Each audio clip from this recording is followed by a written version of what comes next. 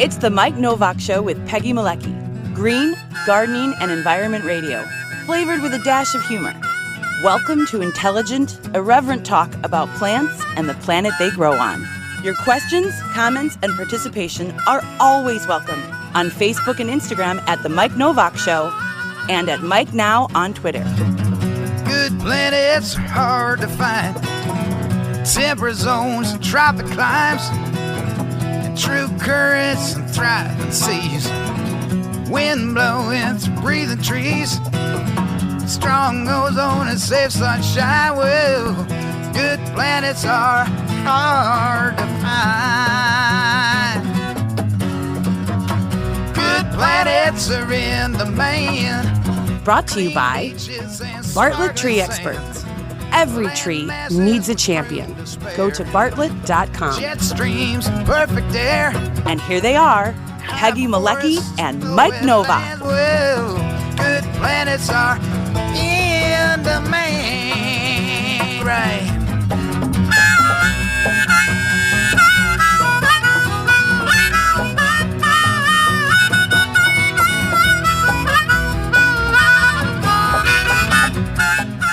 And I decided to we didn't have to see the grasshopper this week. So yeah, I noticed we missed the grasshopper. We missed whatever was before that. Good morning. It's what it was before is spring beauty, and trout lily. It's a photo of spring beauty and trout lily. It was when I went out to the Morton Arboretum with our buddy Beth Botts, who is a Chicago, as many of you know, is a Chicago garden writer and just a brilliant writer and very smart, and has actually been the host of this program from time to time when I needed somebody to fill in. So a shout out to Beth. Oh, we could do the NBC thing here if we do that right. And speaking of things going on in the garden, this was like totally last second. I mean, I know. I was looking, going, "Oh, I should have said this and this and this." I'm talking like 2 minutes ago, 2 minutes before the show started. After my computer started to work again, yes. Right, exactly. When your computer melted down for a half hour before the show, and that's when computers melt down, is just before you need them for the Zoom call, and to do a live whatever it is we do here. It is kind of a radio show because we are on WRWO, Ottawa, Illinois, and on a delay basis. And we're internet radio. Yeah, we are. Sort of. It's internet kinda. radio. It's internet audio and visual and whatever else. We don't want to be defined. Yeah, that's sure. Yeah, that's the ticket. Yeah, we don't want to be defined. Okay. So with that in mind, this came out, look at this. Peggy's been out taking photographs in her backyard. That looks like geranium maculatum, if you ask me. Is that what we've got there? Mm-hmm. Some nice native geranium all over my yard right now. See, would you dig some of those up so I can have? I have like one of these. I have one, and my problem is I have geranium macrorhizum, which is a thug, is a total thug, and it's gorgeous at this time of year. I have my whole front yard's purple because it has taken over everything, and I'm actually ripping out some of it. And now, I still have a little of the plants you gave me a couple years ago. You don't want, but it never spread. Wow, I can't stop it. It's back, stop. All right, so that's one thing you have going here. Now, here's something that a lot of people would say, "Oh, that's invasive." Yeah, it is, but it's pretty for about a week and a half. Lily of the Valley. Yeah, I can't. It's everywhere. Well, I have it too, but mine hasn't bloomed. Now, how is it that yours is blooming and mine is not? I don't know. It's been blooming for a week and a half, 2 weeks already. Really? No. Yeah. Well, of course, I'm constantly controlling mine. Yeah, I rip it out by the roots and it comes back anyways. Well, yeah, you're the best you can do is to sort of minimize the damage. So and oh, and look what you have here, a purple shooting star in amongst the sweet woodruff. Which Wow. is blooming like crazy right now. And Well, I've got the more natural color, normal, as it were, light purple, pinkish to the left. And I've got some white shooting stars somewhere. They're just not in here. I again, I have like two in my yard, and they're probably underneath a May apple someplace because May, Which aren't blooming yet. yeah, At least and mine aren't. Mark and Allison and Diana are all with us, and Diana's writing about Lily of the Valley. Uh, Amos is watching. Ernest is from dry Portland, Oregon. Muguet de Bois, Mougeot de Bois, Mujo de Bois. Is that a which was a Cody fragrance for years. A Mujo de very Bois? classic No, fragrance, Lily really? of the Valley. See, Yes. this is what my 5 years of French got me. Nothing. Zippity doo I don't dah. speak French. But you know how to pronounce Monsieur de Bois. It was Uh, one of my grandmother's favorite fragrances. okay. Not Shalimar? Um, No. okay. Well, okay. Now this is, see, you did the close-ups. I went for the wide view in my backyard, Ooh. and this is it's kind of controlled chaos in my yard right now. So in the front there, that's Herbert. That's the only azalea I have. You named it? No, that's actually the name of it. That's what it's called, Herbert. And I'm just teasing you there. oh, okay. And what I found out about Herbert, one of the things I've discovered is that it actually survives in alkaline soil. So most rhododendrons and azaleas do not like alkaline soil. So if you're trying to grow them in the Midwest and they turn into sticks with leaves on the end of them, that's why. They're not happy in the soil here. But Herbert does okay. And I'm sure there are a few others that do. That's because it has a name. It has, yes, exactly right. Lower right-hand corner, you can see my wild ginger kind of going nuts, and right north of that is the sedge. The what's that really crazy invasive sedge? Palm sedge. Palm sedge. That's palm sedge there. Probably marching in from my yard.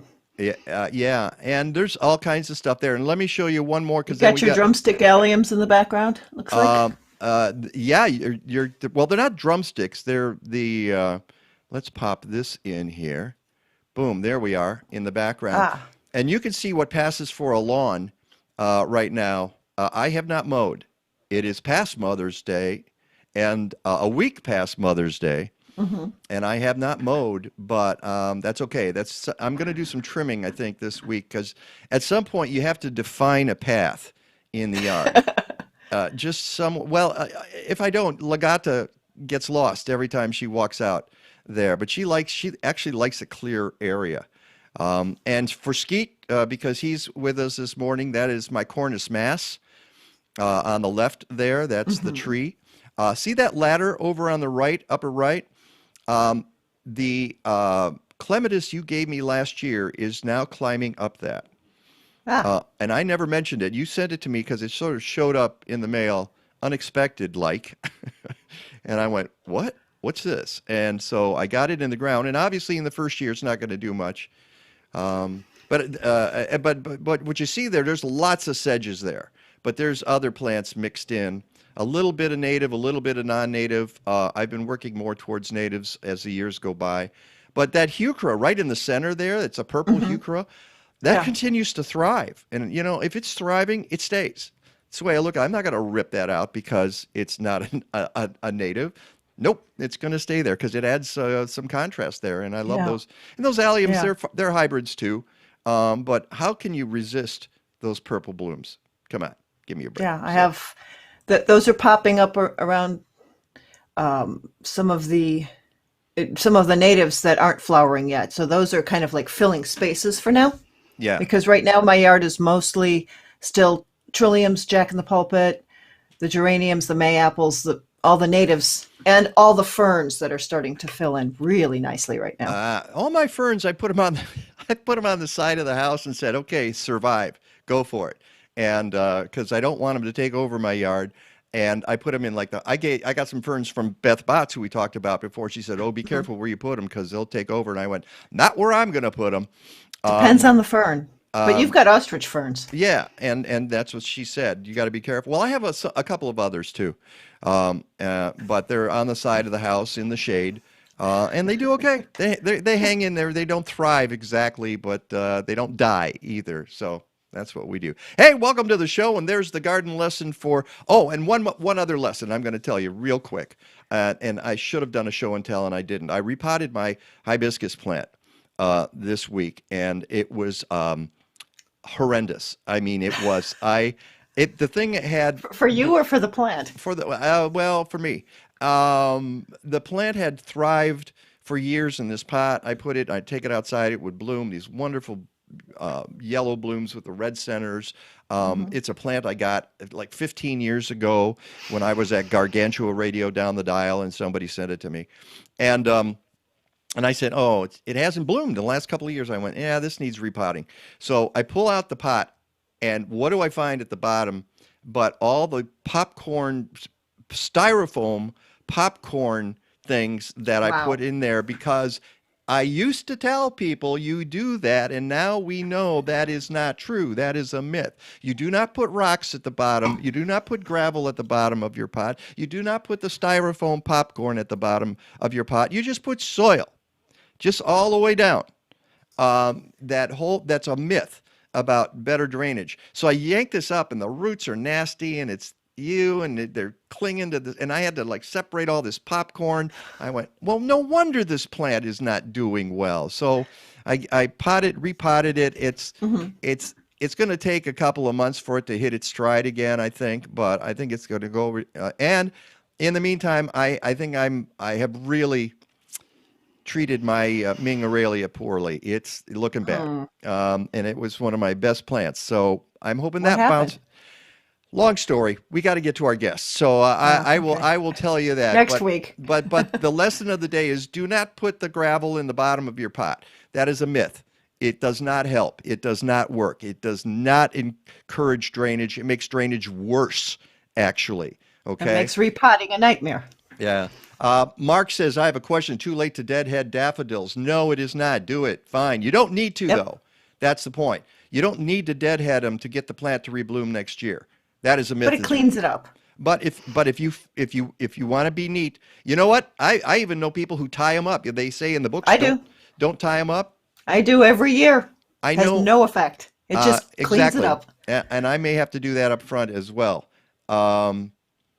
And Mark says, I think I should say, when is the best time to deadhead daffodils? When the bloom stops. That's the best time if you want to do it. When you get around to it. Yeah. All right. I am so sorry. Let's bring in our guest there, Marta Keane. Hey, Marta. How are you? Oh, wait a second. Let me make sure that I have got your mic on because I don't think I do at the moment. There we go. Hi, Marta. Good morning. It's great to see you. Great to talk to you. We are. Congratulations. I don't think that's congratulations. It's like, how could you get yourself into all this stuff, Marta? You've got all these different groups. But she's smiling. Yeah. But for a little while anyway, you should know that Marta is the Will County Recycling Program Specialist. And that doesn't even begin to enumerate all the things that she does. She recently became president of the Illinois Recycling Foundation, the IRF. Now, that is an offshoot of the Illinois Recycling Association. And in full disclosure, I was a board member of the Illinois Recycling Association a few years back, but that was before it split off. See, now, this is an arcane stuff for people in the not-for-profit world, but Illinois Recycling Association is a 501c6, which means it can lobby. It can go and go to the General Assembly and say, hey, we would like to see this happen. But it also had limitations. Maybe you want to explain that, but the Illinois Recycling Foundation, Marta, is a 501c3, which is a charitable organization. So how Yes. does that work? What's the difference there, Marta? So the association was formed 40 years ago, and at the time, recycling was considered something that really did require a lot of lobbying, basically, to try to get Yeah, communities. because nobody wanted to used do it, right? Is that it? Yeah. Yeah, kind of. I don't know. But certainly a lot of education was needed. So I like to think most people like recycling and want to do it, but they didn't understand how. And of course, it's a cost. Nobody was knocking anybody's doors offering to do it for free. So yeah, it did require a lot more engagement with our government officials. And so it was viewed as a 501c6. And that's what it was adopted. And then about 20 years ago, we really saw a lot of pitfalls. And one of the biggest pitfalls is most of the job is education.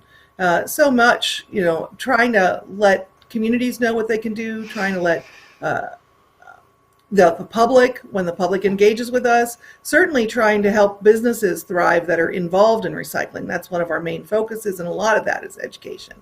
So we couldn't go after grants because of that. And what we did was we started investigating how we could become a 501c3. And we were very slow, obviously, to do that. Like I said, 20 years. But we did get board approval. We got the membership approval. That was about 7 years ago. And then we ended up having to hire an attorney and try to figure this all out and get through the IRS process. And finally, last year, in the midst of COVID, we were able to split into the two entities.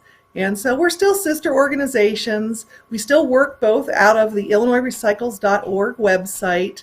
But if you are somebody who is really wanting to do something legislatively, then you want to be a member of the association. And if you're somebody who really wants to see more education and wants to be involved in trying to do more locally, more of a grassroots type of situation, then that's definitely our foundation.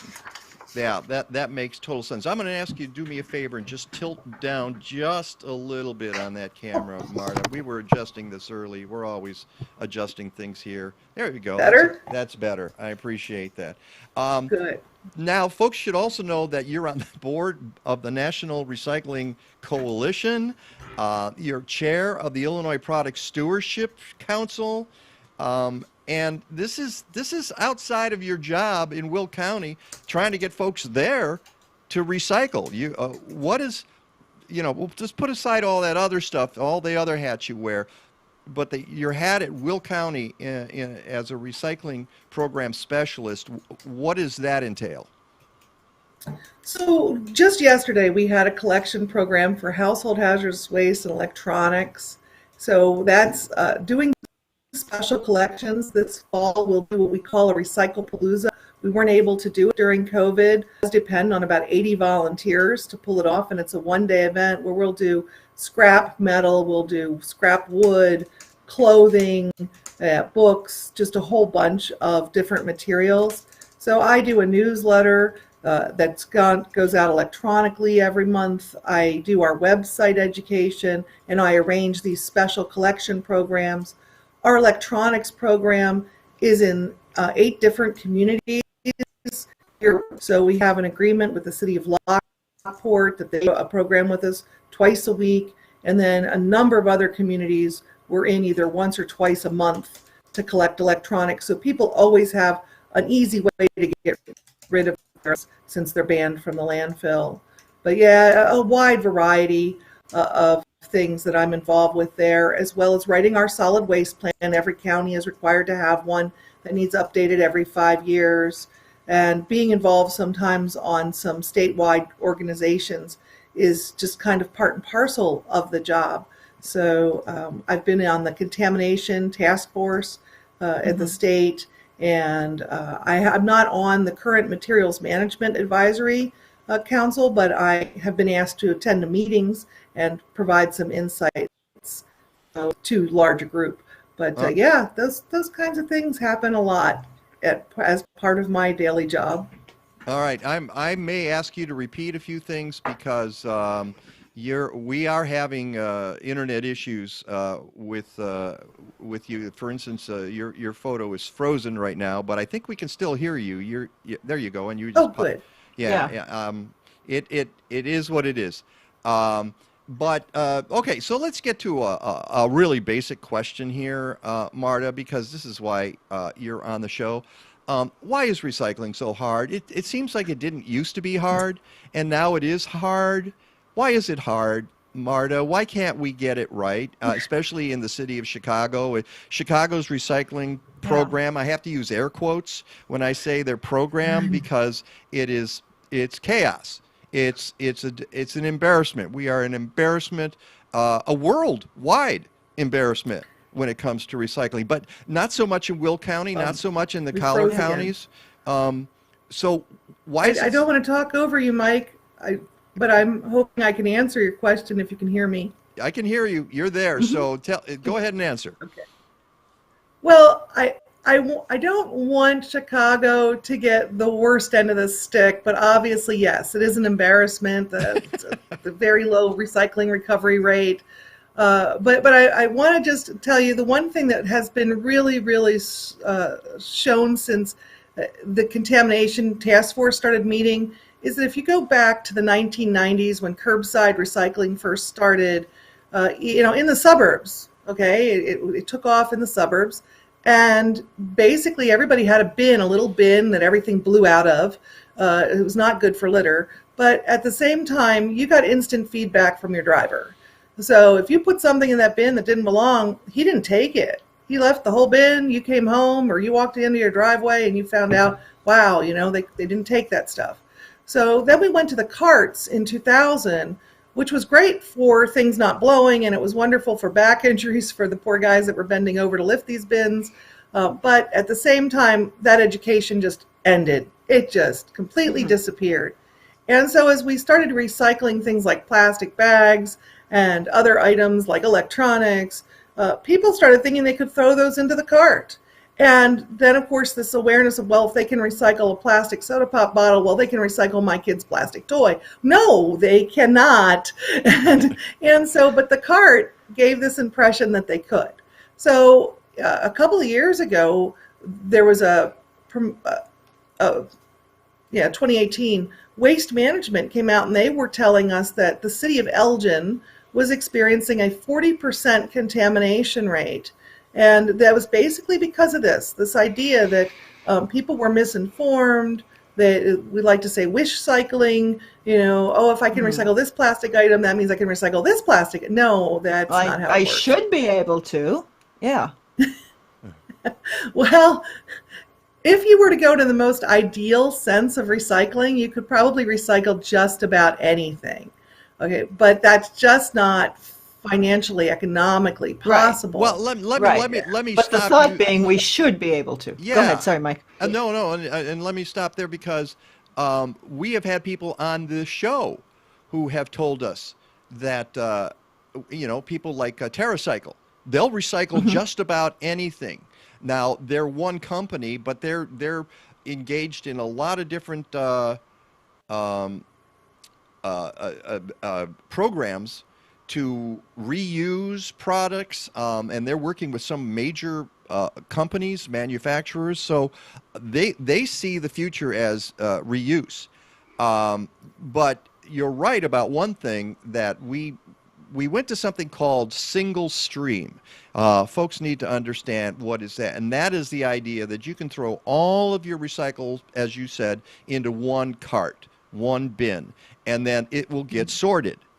Because I think people have this idea that our sorting is pretty sophisticated compared to what it used to be, but it can't do everything, all right? And things get contaminated. So, for instance, if you have grease in a container, that's going to contaminate paper, and other things. If you have broken bottles, that can be a contaminant. I mean, you and I had a conversation the other day, Marta, about glass. Glass, some recyclers are starting to look at glass and go, oh, that's a contaminant. Holy smoke, if you can't recycle glass, what can you recycle? Yeah, that's a basic, absolute basic, and it's Yeah. such a heavy material. We want to recover it, and the idea that we have an infinite amount of sand, well, that actually we don't, and they're mining it in different locations just to meet demand.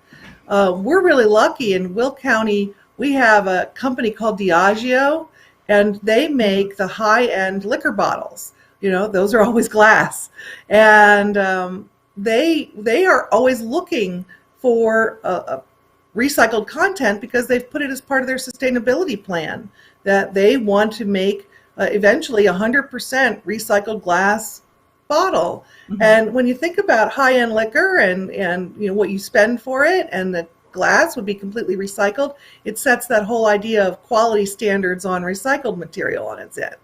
Because really, So obviously we can do great glass and 100% recycled. So that leads to my question.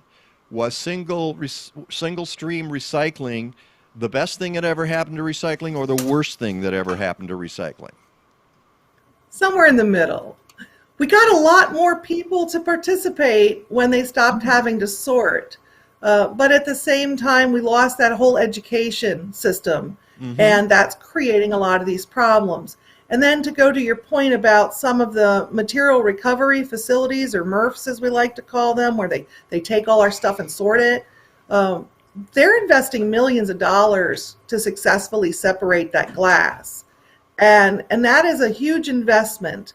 And there isn't like one piece of equipment that you can just go and buy off the shelf and suddenly make this work. You're tweaking with an understanding of what your flow is.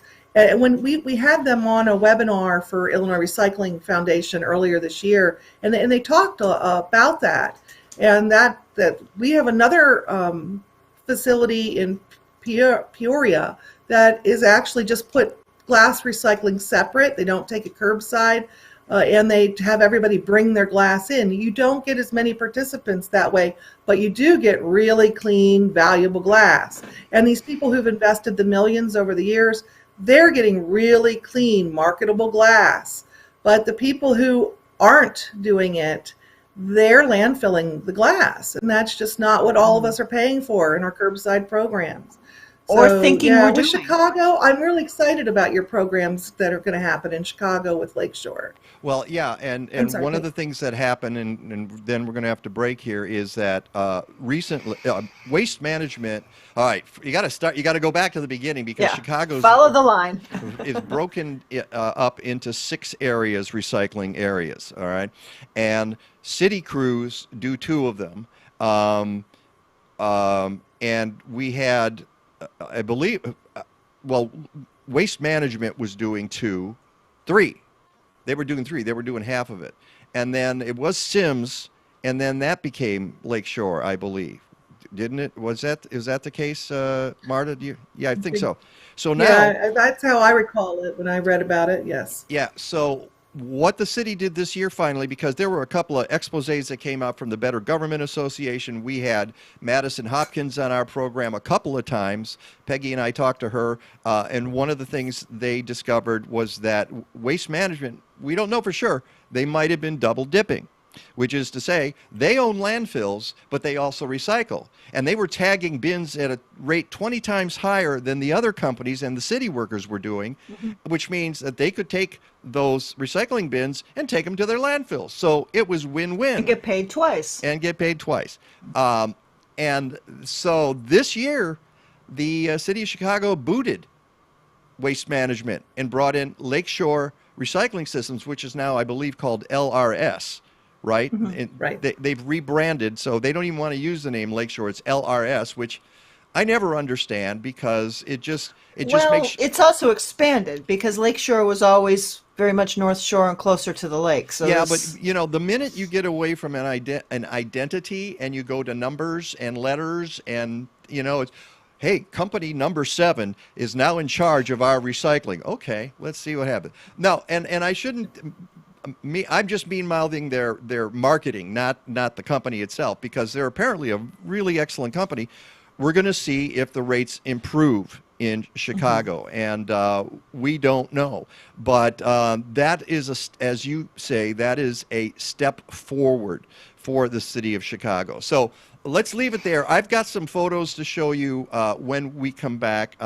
And out of this break, if you folks are watching this break, and I hope you are because we have wonderful sponsors on the Mike Nowak Show, at the end of it, you're going to see something pretty funny that we will talk about when we come back. That's Marta Keane from Will County Recycling. It's the Mike Nowak Show with Peggy Malecki. We'll be right back.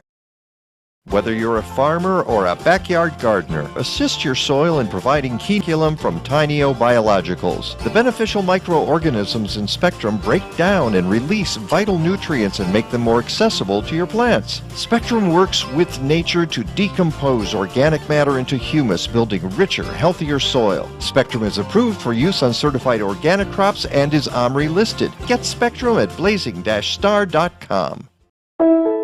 Since 2001, DiveHeart has been revolutionizing rehabilitation using zero gravity and scuba therapy to give confidence, independence, self-esteem, and yes, freedom to children, veterans, and others with disabilities. At DiveHeart, we believe in the power of partnership because together we can do great things. Let DiveHeart help you imagine the possibilities in your life. Go to diveheart.org to learn more. You have the ability to give your soil a superpower. It's called composting. If you don't have a backyard, you need to contact Collected Resource Compost. CRC has diverted 7,000 tons of food scraps since 2010. They bring you a fresh 5-gallon bucket or a 32-gallon neighbor tote with each pickup. You fill it with organic matter from your kitchen, they swap it out and get it to a commercial composting operation. Fight climate change. Go to collectiveresource.us.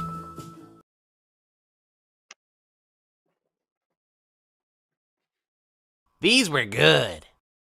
Hold it right there, needless trash thrower wares. What do you think you're doing? Who are you? I'm Lobster Boy, and I couldn't help but notice you threw away something that could be recycled. Recycled? How? Follow me! Wow! What is this magical place? This is the recycling center. How does it work? You simply put whatever you're recycling into its appropriate bin. We have newspaper, boxboard, cardboard, plastic, glass, aluminum cans, and tin cans. There's also a pile for scrap metal and one for universal waste, such as TVs, fluorescent bulbs, rechargeable batteries, car batteries, and cell phone batteries. Then at night, little elves come in here and take it all away. Really? Well, everything but the elf part. I don't think... So just remember this catchy jingle I made up. Be like Michael and recycle. Who's Michael? This guy. My name's Dave. It doesn't matter. Recycle. Be like Michael. Be like Michael. I think that's going to have to be a drop-in for this show. Be like Says Lobster Michael Boy. and recycle. And wow, those were the good old days, huh? When we had drop-off locations like that, Marta, because things actually, as we were talking about, they got separated. I don't know, I haven't been to, now I'm going to blank on the name of the North Side area. I can't remember. North Park. North Park, thank you. I knew it was Park something, or like Park, North Park. They used to have that, and I don't know if they still do have all of that. Maybe really? Have you been there recently? No, I'm saying, yep, they used to. I used to, when I lived in Jefferson Park, before there was city recycling, I would take my stuff over there. Yeah. And I have a couple of questions for you there, Marta Keane, by the way, who is our guest, program recycling specialist from Will County. How much tin is there used anymore? Isn't it mostly aluminum, or do we still have a lot of tin that goes into the system? Oh, we still have a good amount of steel tin that's being out there. Yeah, absolutely. I mean, I heard the word tin and I went, holy smoke, is that still used? Yeah, was that an accurate term then? Versus aluminum. Yeah, well, no, there's tin is steel. And so the Steel Recycling Institute used to do a lot of education on recycling. And we still have some steel workers in our area in Will County, and they certainly let us know if anything happens with the recycling when it concerns steel. What when you say Some of them tin can is be steel? aluminum, some of them can be steel. Oh, okay, that's what I was going to say. It is What's steel. all right? So some are tin and some are steel, but you lump But- it under tin. Yeah, anything that says tin is steel.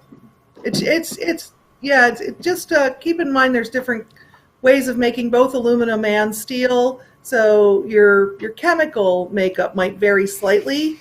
Yeah. Your aluminum can has like 7 different formulas of aluminum in it, because the tops and bottoms are different than the roll that goes around, and that's different than the tab. And but it's all too technical. None of us need to know that level. Yeah, but even with those different metals, that's easier to recycle than plastics, right? Yes. So glass, aluminum, and steel all go into 3,000 degree Fahrenheit furnaces. And what that means is a little bit of food residue in there, not a lot, but a little, a label, that kind of stuff. It's not going to make any difference. 3,000 degrees is pretty darn hot. But plastic, you could melt in your oven. I don't recommend it, but you could. It'll melt at the same temperature. We probably all have over the years. Well, that's my pet peeve with styrofoam, because people get their food, they throw it in a microwave, and they're actually putting plastic into their food when they microwave styrofoam, and it's not labeled. It doesn't say don't microwave. I don't know why it doesn't say that. While we're on styrofoam, before we forget, the IRF, the Illinois Recycling Foundation, is doing a seminar this week about expanded polystyrene, which most people know as styrofoam, right? Yes, we are going to have some really interesting folks talk to us. If you were around in the 1990s, there were a few communities that were trying to collect styrofoam curbside, and the US EPA had to go around the entire country and say, stop doing this. We can't do this. It's not something that's working. And so there's a couple of companies with different approaches to this. DART, which is all over Illinois and has a free drop-off in North Aurora for styrofoam. They don't do the peanuts, but they do the clean food containers. They'll do the cups. They'll do those blocks that protect our electronics. So they're going to be speaking along with a couple of other companies. One of them is building a facility where they want to do chemical. They want to break the styrofoam down to its chemical compounds and then be able to recycle it that way. So that's going to be really interesting. But then we also have a really great gal from Shed Aquarium who's going to talk about their efforts to actually reduce styrofoam, which of course we all should be trying to do, and not need as much of it. Yeah, and by the way, if you want to be part of this, go to illinoisrecycles.org. And on the left side, if you scroll down a little bit, it says Foam Recycling Options and Possibilities.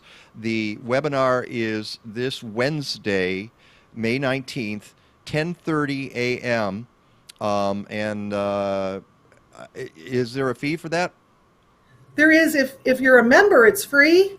And if you're an organization and you have other employees, you can have as many people attend as you want. But if you're not a member, then it's $50. Okay. And I really should go because I have a garage full of polystyrene that I refuse to throw away. This is me, and there are a lot of people like me out there who they know that someday we're gonna know what to do with this. But until then, because I know what happens if you put it in the garbage and it moves. If it gets out somehow, it's going to be all over the alley. It's going to break up. It's going to be there. There have been some polystyrene accidents in my alley that have had that stuff blown around for months. I hate it when people throw that stuff out, and yet there's no, unless you want to drive it to Aurora or something, Right. And that's not energy conscious at all.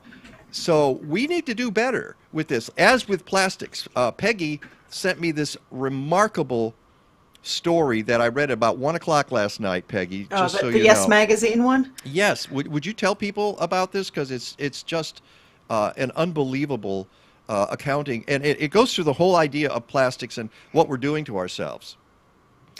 So the Yes Magazine currently has a whole series out on plastics and recycling, and as Mike said, just how much plastic is actually in everything we're eating, everything we breathe, and some of the efforts, some of the things that were covered in the various front lines as well. And I'm sorry, I don't have the piece in front of me. I can put the link up, but it's really eye-opening to read this. I think folks should, because they go out to the Pacific Gyre, which is where the plastic's swirling around.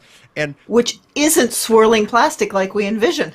Well, it's, for one thing, it's below the surface. Yeah. Everybody thinks it's floating on top of the surface. And they looked, and when they first came out, well, there's blue ocean here. What's going on? Yeah. And then Where is it? Where's the gyre? Everybody says, look down. And then everything is just below the surface, and it's infinite, and an infinite amount scoop of with plastic. the net, and the microplastics coming up in the net. Unbelievable. We're killing ourselves on this planet.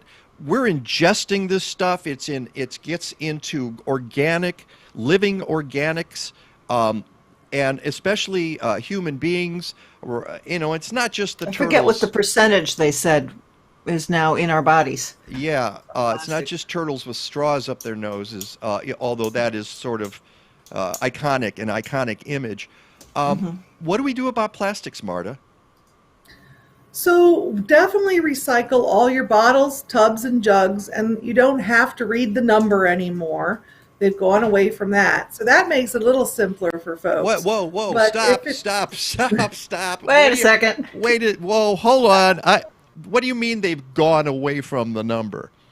Yeah, the numbers were really invented by the industry for internal recycling, and they were never really meant for public consumers. That's at least what we've been told my entire 30-year career.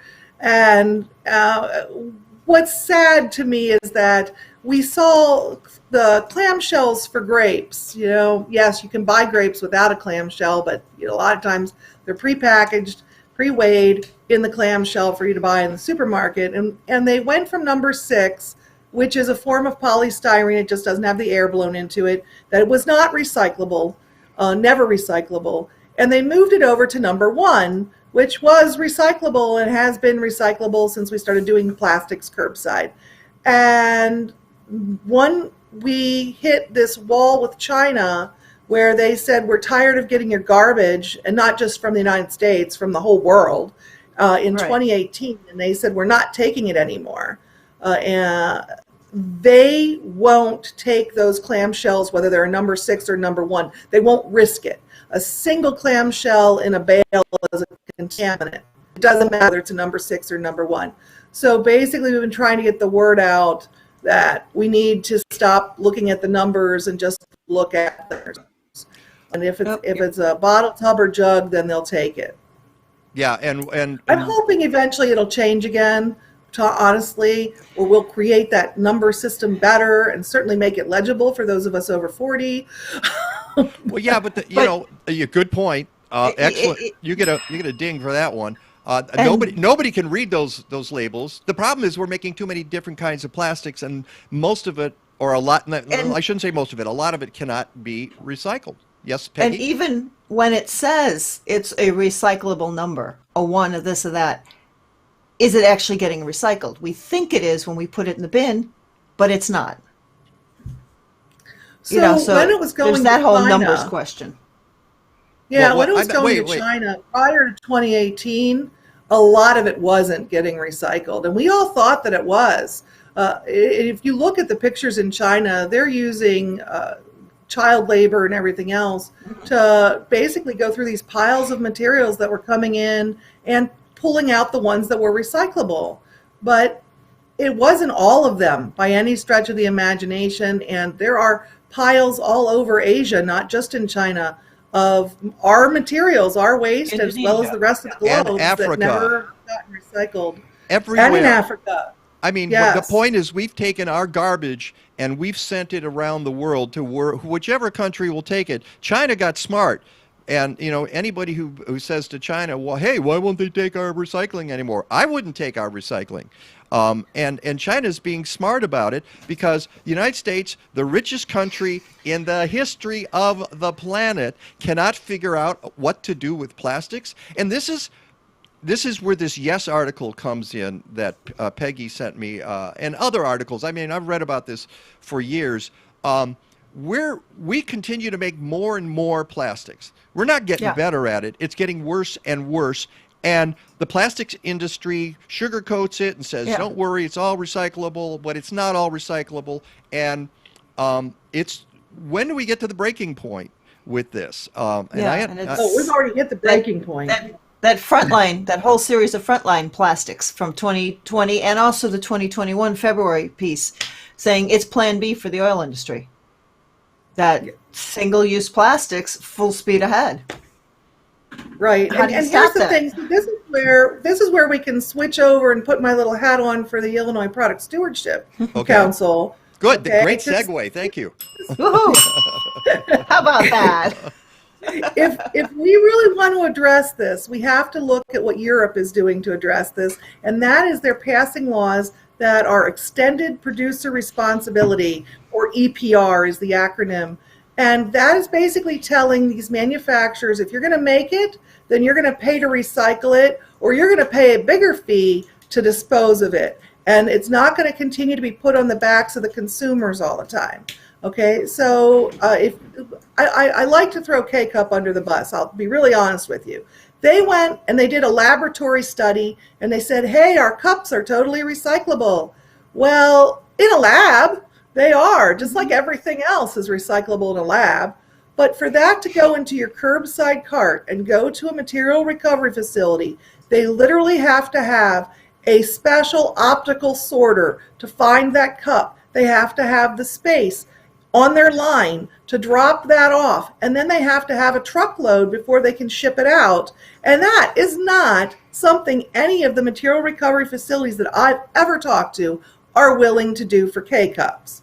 So it's just not. Now, I would also say you have something like Carton Council and the packaging, the really cool packaging. We don't need refrigeration, but it's a layered package. It's a difficult package. It's got a layer of aluminum and a layer of paper. Okay, they went around and they gave grants to material recovery facilities all over the nation to help them sort this. So they made room on their lines for this, or they were able to separate it later. But they created a market for this material. When they came out and they said our material is recyclable, they had programs established across the country for it. They didn't say we can recycle it in a lab, and that's a huge difference. Okay, and TerraCycle has that kind of an EPR idea without the legislation, where they're doing a corporate agreement with a business, and that corporation is now taking responsibility for their material, and they're getting people to do like your cartoon with the puppets, right? They are literally putting boxes up in schools, or residents can buy into their program and get a box, and you are choosing to separate just that one item and send it to TerraCycle, and then all the recycling cost involved is being covered by the corporation. So, that's what we need to do. We need to have more EPR legislation. And that's our electronics program in Illinois isn't an EPR law. Yeah, and this is such an important point, and your work with the Illinois Product Stewardship Council is important, and EPR, we need to put this right back on the backs of the manufacturers. Get it off, the whole thing. Okay, I'm going to show you something that started in the 50s.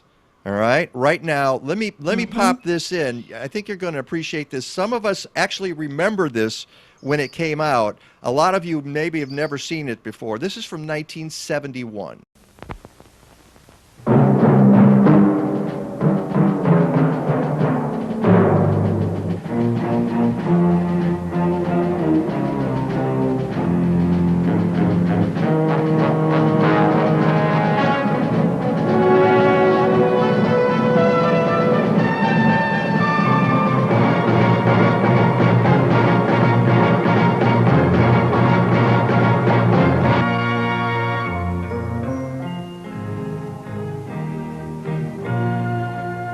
Some people have a deep, abiding respect for the natural beauty that was once this country. And some people don't. people start pollution, people can stop it.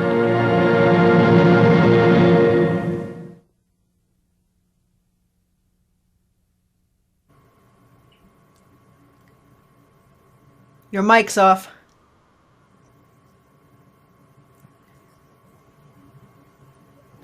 Your microphone's off. I know my mic. Did everybody's mics go off? Let's see. No, I think mine was the only one. Just you. Just me. Okay, and we're back. That was obviously in 1971. There were no websites, so this has been added at the end. Keep America Beautiful. A year after Earth Day. And the point is, and they say, people can change this. You know, we caused it, so we should fix it. Wait a second. They're talking pollution here. Who's causing pollution? You think the guy on the street is, and they are, but who's really causing pollution? The big companies.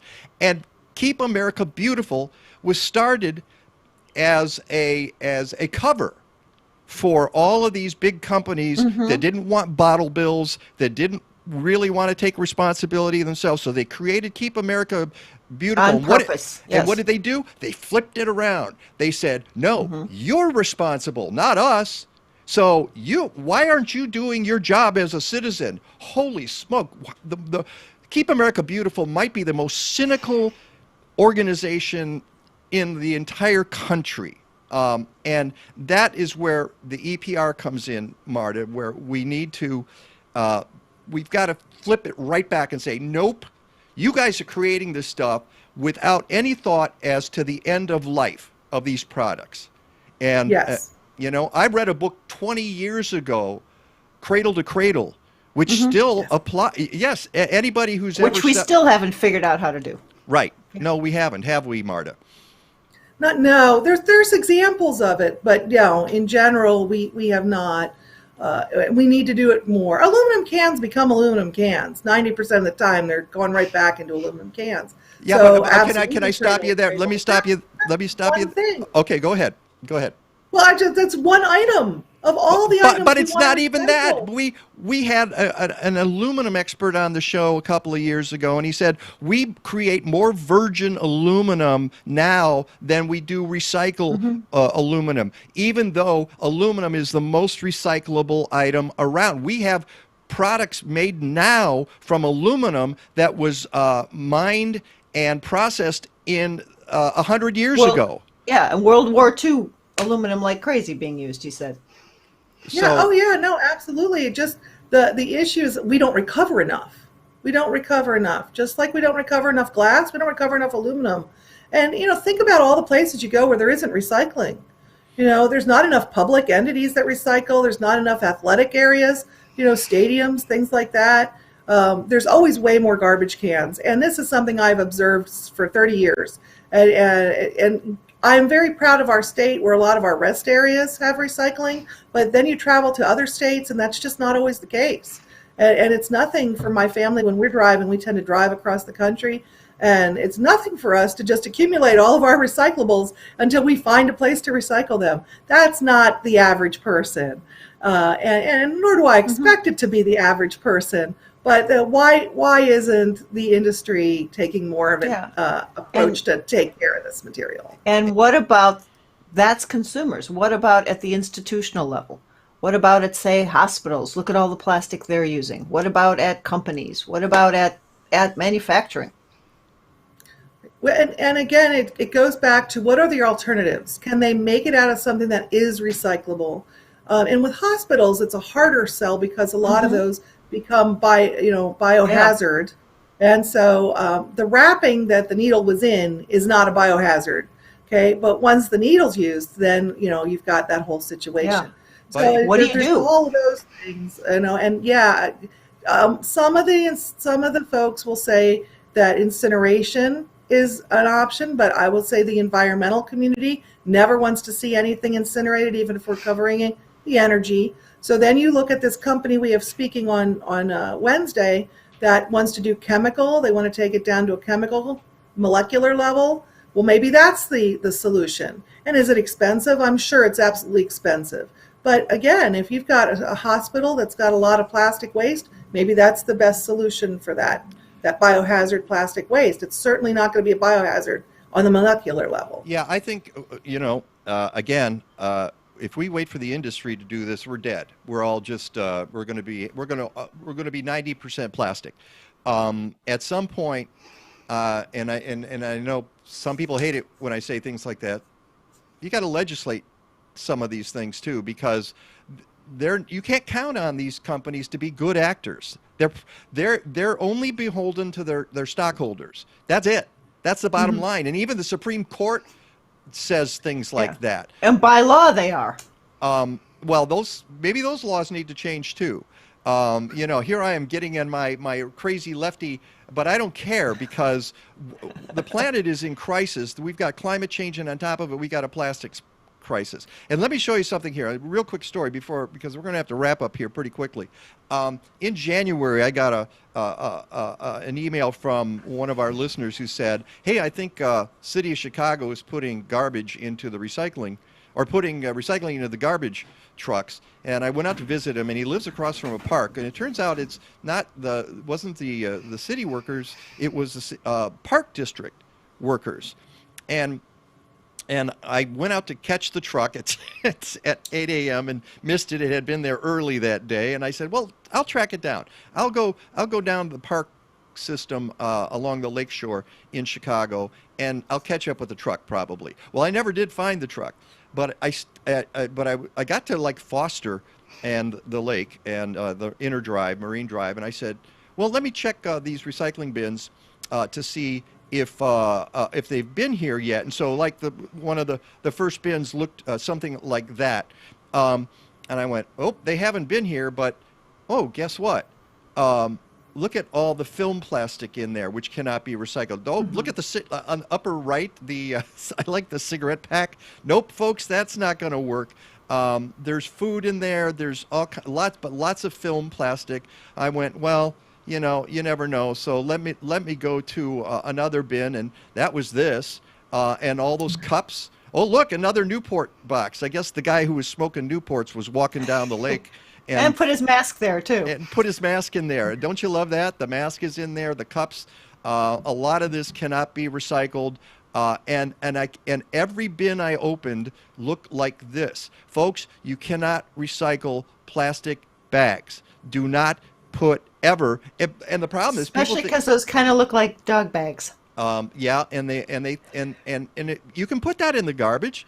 Don't put it in the recycling bin, and don't think it can be recycled. People they're neatness freaks, and they say, well, then how do I put my recycling in the bin?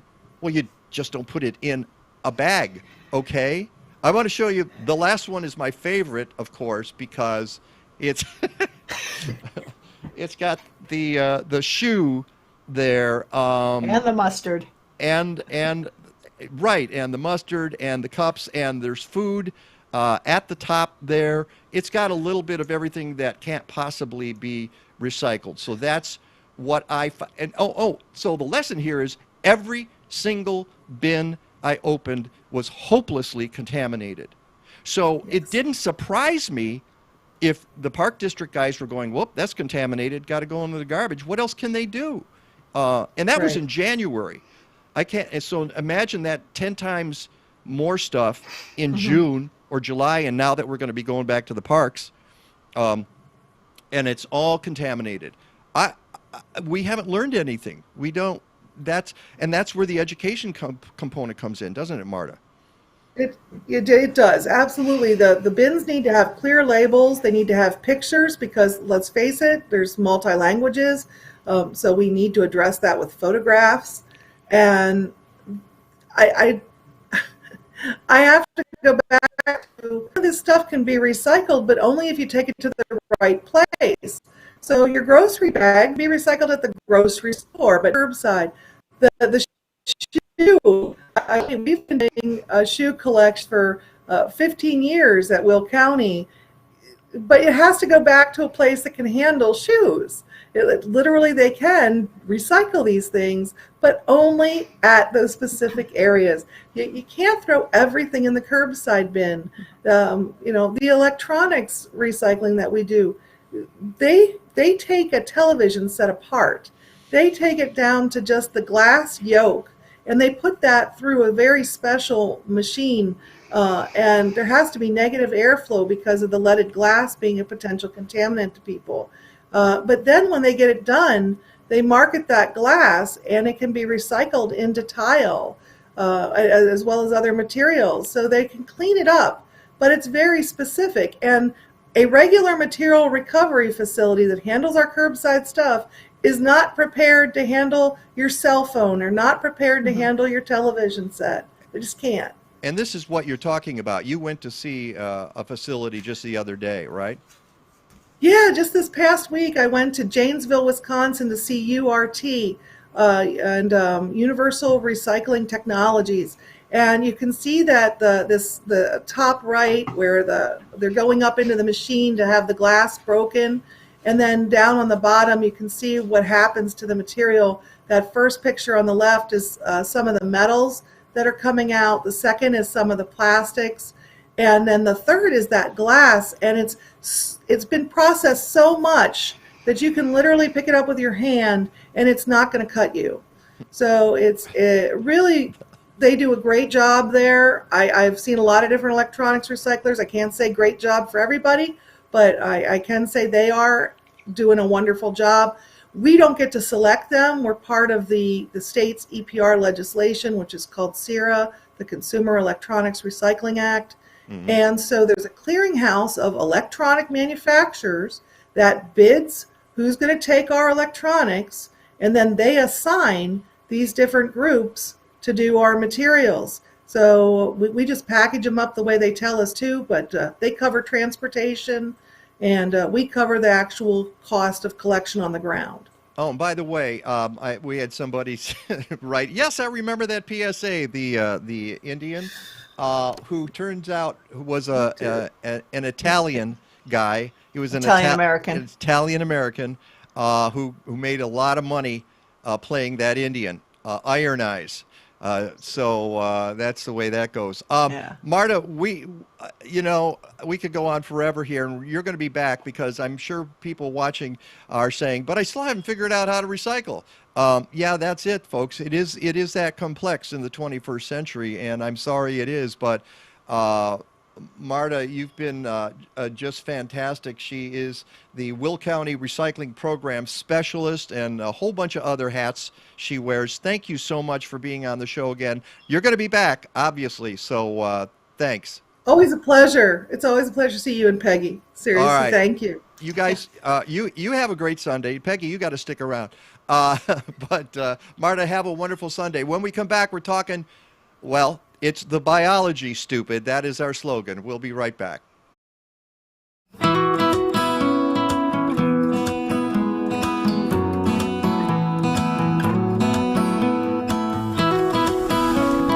Hi, I'm Vic Nakashima with Bartlett Tree Experts. Let me ask you something. Have you ever considered having a professional arborist prune your trees? You and your trees would benefit from it, and I can show you why. Follow me.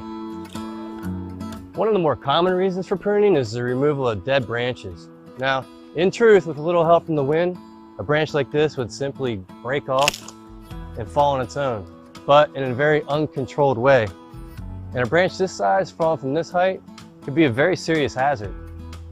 Our team of arborists, through pruning, will ensure that these branches make it to the ground in a safe way. Stand clear. All clear. When necessary, we can use ropes and rigging gear to control branches once they're cut, protecting anything of value that might lie below. You'll notice that when a branch simply breaks off on its own, it usually leaves behind a stub. And it seems harmless enough, but this is actually now an impediment to the tree's natural process to close over that wound. By making a precision cut, an experienced arborist can expedite that process, shielding this site from pests and decay.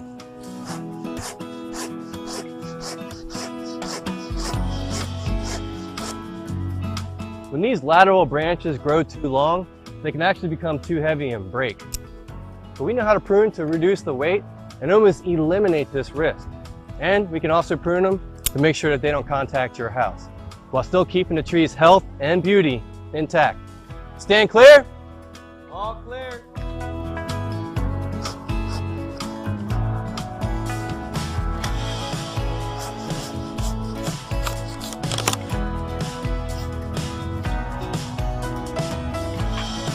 Worried about your tree blowing over in the wind? We can selectively remove live branches so that strong winds will pass through your tree's canopy more easily. You know, hazard reduction is important, but pruning can also provide harmony to your landscape. These lower branches are blocking the sun and shading out this garden, and the lawn is suffering as well. By pruning these branches, we can raise the crown and achieve the goal of sunlight. It may surprise you to know that Bartlett Tree Experts also specializes in the pruning of ornamentals. There's a lot to consider when you're pruning a tree like this, and we do it every day.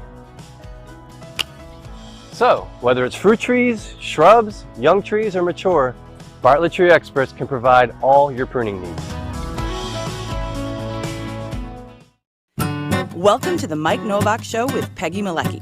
Green, gardening, and environment radio with just a soupçon of humor.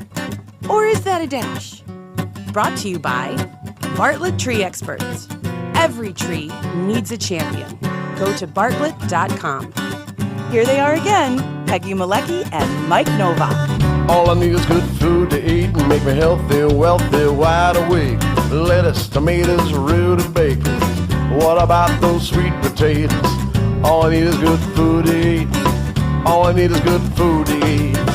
All I need is good tools to make me music, porches, lawn serene. And welcome back to the Mike Nowak Show with Peggy Malecki. That guy you see in the center of your screen has been on our program before. Every time we need to talk about soil biology, he's one of the people we look to. That is Dennis Warnecke from Tainio Biologicals Inc. They work with Blazing Star Nursery, which is a great sponsor. Boy, that's piercing. I know, isn't it, Dennis? It's like, wow, that's really loud. They are a distributor of Tainio Biologicals. And as I said before the break, and I have just said to people forever and ever, it's the biology, stupid. You've got to really make your soil, the organisms in your soil, healthy before you can make your plants healthy. Right, Dennis? That's the foundation of the whole process. Take care of your soil and the plant will take care of itself. So one of the things you said, you wrote to me the last time you were here, is you said, don't treat your soil like dirt. So that's another one. Words to live by. I may steal that one as well. As you said, soil is a living, breathing thing that not only plants depend on, but all life on Earth. Most people regard soil as merely a root anchor and reservoir for chemicals, if they even go that far, Dennis. If they even think about it. Yeah. And the organic approach, which is what you do, focuses on prevention. So you are the Director of Sales and Technical Support at Tainio, but, you know, I've seen you at work before, and you're just a really smart guy. You know a lot about this stuff. What is it that the average gardener does not understand, like we said, that they treat their soil like dirt? What are they not getting? Well, you know, I guess one of the things, just based on what you just talked about, is the way I look at it. When's the last time as a gardener you went out to your garden and you said, I'm going to feed my soil? We always say we're going to feed our plants. And really what we need to do is back up and feed our soil. And if we feed our soil the proper nutrition and food that the soil needs, then suddenly that wealth of reservoir of nutrition within that soil environment can be released so that the plant can actually use it in a state that it wants when it comes to good food. You said also something the other day when we were setting up this call that I agree with, and I learned about this myself. When a lot of people, it's interesting when people get into gardening, and the things they learn first are pretty flowers and where to go buy a plant. What they really should be starting with is a book like Teeming with Microbes by Jeff Lowenfels and other books about native plants. We're going to have the Humane Gardener on our program in a couple of weeks. Start with the stuff that you need to know to protect the planet first, then move on to the pretty flowers. And one of the things that people need to know about is biology. You said the other day that the focus on soil biology is long overdue. What do you mean by that? Well, most of the research that has went out there has focused more on NPK. That has been the focus, well, for the last 70, 100 years.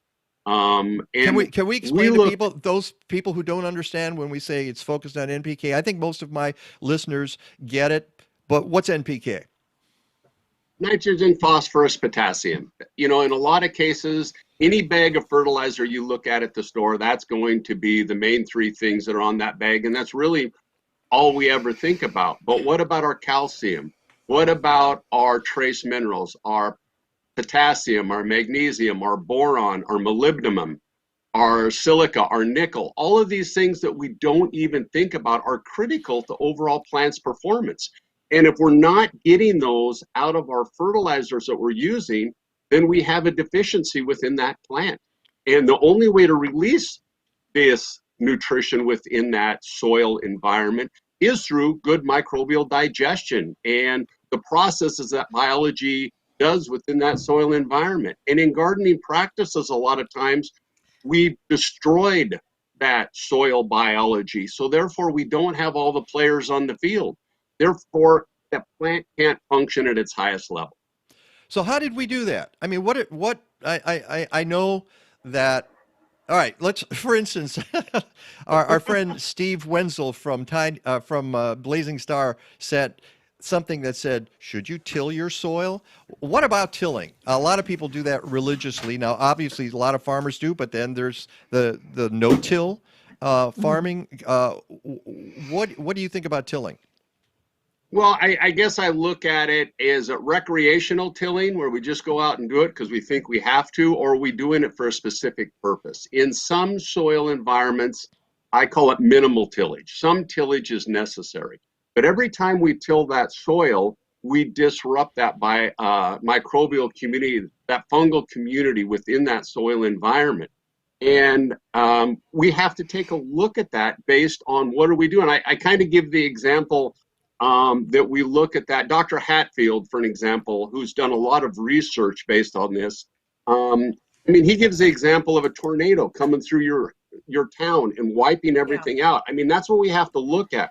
We've destroyed their homes, we've destroyed their food source, we've destroyed their structure, and now they have to go back to rebuilding that in order to create an environment that they can actually support and grow. And if we do that, suddenly we've lost that microbial community. We've lost populations. Now they can't provide the function necessary in order to support the plant. And they have to restart every time we till. And we talk about tilling. We talk about, I call it herbicides, fungicides, insecticides. At Tainio, we always say, if you're going to spray life, spray life. If you're going to spray death, spray death. And usually if we're spraying life, we're doing something good for our soil. If we're spraying death, we now have to realize, okay, not only have we killed the insect or the disease that we wanted to attack in that soil environment, now what are we going to do to fix it? We hurt the good guys too. So now let's go in and fix what we've destroyed so that that plant can actually function at its highest level.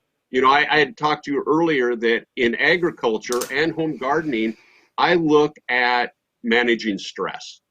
From the day that seed germinates and starts to grow, everything we can do to reduce stress in that plant increases overall plant health and also yield. Same as the human body. If we can reduce stress, we can take care of ourselves. We're less susceptible to colds and everything that environment puts out at us. Our plants are the exact same way. Can we figure out how to give masks to plants? Because there's a lot of people who've worn masks in the last year who have not had a cold, who have not gotten the flu, who have been the healthiest they've been in years. Because so I'm wondering if we can adapt those to plants. I don't know. But a couple of things you said that just really stuck with me. One is the managing stress, which I put in my blog post. because that struck me. It was so important. The other is the idea of recreational tilling. I am going to put that into my lexicon. Going out to till. Yeah. Well, they do it twice a year religiously, whether it needs it or not. Whether it needs it or not. And as you say, it's like bringing a tornado to the soil in your yard or wherever you're doing this, disrupting the soil food web. I mean, there's a concept that I've latched on to in the last 20 years. And if you think of it as a web, I say it's like the internet, only dirty. And and basically everything's connected. And you've got fungal hyphae that are connected out there, and you've got slime that's out there. You know, people say, well, what good is a slug in my yard? Well, it's producing slime, and that helps bind soil particles. I mean, don't just assume that critters out there are all bad. They're all doing their jobs. They all have a job. And the one thing you said about spraying death or spraying life, part of the problem is the big chemical guys, and these are the guys you see advertised on television, mostly on sports programs, are telling you they claim you're spreading life, but you're really spreading death. Because when they're talking about weed and feed has salts in the fertilizer. We talked about that the other day, but it also has poisons in the pesticides, right? And herbicides. Yeah, so when we look at that, our pre-emergence, any of those that go into that soil environment, if you look on a lot of these pre-emergence bags now, you'll say, do not put under trees and shrubs. Well, I mean, in the residential lawn industry, I don't know how you could apply weed and feed without getting some underneath your trees and shrubs. Now, is it enough to kill it? No. But is it a kind of a low dose that maybe stresses that plant a little bit and reduces, let's say, its lifespan or changes cell development within the tissue of that plant, structure, all of those types of things that are critical for that plant to function at its highest level. And so I'm not saying they're all bad. There are times that maybe in an agriculture setting or in a garden setting, we need something like that, okay? Let's say worst case scenario that they have, correct. But they use it as designed. We don't get lazy and automatically go to that. We talk about, for an example, in the human body, if every time you caught the common cold and you went in and you took antibiotics, eventually those antibiotics aren't going to work. And, you know, we've done that a little bit with herbicides, and now we have plants that are resistant to them. We have fungal communities. I mean, that's really how Tainio Biologicals got started by Bruce Tainio over 30 years ago. As a seed geneticist for the Wilbur Ellis Company, he would create a hybrid wheat, for an example, that was resistant to rust. And then a couple years down the road, that rust would mutate and attack that plant. And he realized, I'm not building healthier plants, I'm building healthier insects and disease. Why is that? What do I need? What are we missing here? And that's where he went down the biological pathway.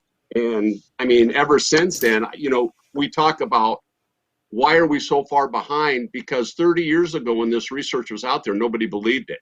And now suddenly everybody is saying this is the foundation of agriculture. This is where we need to start. And so there's a lot of new technology and research that's going into it. And it's just fascinating, some of the stuff that is out there. Well, let's go through a few photos here that you sent me. They're from a presentation. I don't know that we're going to be able to get to all of them because each photo represents 20 minutes of conversation. Yeah. But for instance, this is a concept that you want to introduce, the 10-2-2. What is that about, Dennis? Well, a little bit of that is about, if you look at, I talk about vitamins, and Steve basically developed this side. Steve Becker, our chief science officer, a wealth of information, but he gave this example of, if you really look at those vitamins, they look a lot like microbial and fungal communities that we should have actually functioning within our soil environment. And each one of these little microbe bodies or these pills, they contain nutrition. You know, a lot of them on their basis is 10-2-2, 10% nitrogen, 2% phosphorus, 2% potassium, and a whole list of trace minerals. Microbial community within that soil environment needs these in order to grow. This is part of what is in their body. So now suddenly If we have all of these beneficial organisms within our soil environment, we have a wealth of nutrition just based on dead microbial biomass. We look at total digestion that is being put back out into that soil. And we talk about some of the research that's out there right now, the rhizophagy cycle that was done by Dr. White. Some amazing research that was done back in 2018, which is just really exciting. And here's something else that I've talked about, the rhizosphere for a while, and as I mentioned, Jeff Lowenfels earlier, he refers to it in his book. But I really have to admit I haven't talked about the rhizoplane, the anthosphere. I mean, so rhizoplane is a root surface, as you can see, or anthosphere is flower, carposphere is fruits, caulosphere is stems, phyllosphere is leaves, endosphere within the plant tissue, and spermosphere surrounding seeds. Why is it important to know about all of these spheres? Well, the thing that I point out here is so often we don't think about where all biology is. And again, our constant mindset is we're not feeding the plant, we're feeding the soil, we're feeding that biological community, and it's everywhere. I mean, that's what's so important about this. And when we talk about it, it's in that seed, it's surrounding the seed, and it is critical at germination that these plants have that microbial community for proper root development, proper cell development, proper germination. As we go through and we start to talk about it's within the plant tissue, it's in the leaves, all of these beneficials are everywhere on that plant. And for that plant to function at its normal level, we have to think about that with whatever we're putting out there and spraying that plant. And especially what I look at is the genetic potential of that plant is set up at germination. Everything we can do to enhance that germination and enhance that overall plant health is going to carry forward into our nutrition, our plant health, our yields, and really what you and I eat. How nutritionally dense is that food that we're consuming? What are the deficiencies? If a plant has, go ahead, Peggy. I was going to say, and the plant's ability to fend off disease. Yeah, and if a plant has a deficiency, or the soil has a deficiency and it's not available, that plant has that deficiency, that fruit and vegetable has that deficiency, you and I have that deficiency. Right. I mean, that's one of the reasons why we look at that is, and I have a slide kind of based on that. I really wish I would have sent you. It's pretty cool. I got everything else here, so. I know it. I know, that's the one I forgot. Send it along, Dennis, afterwards, please.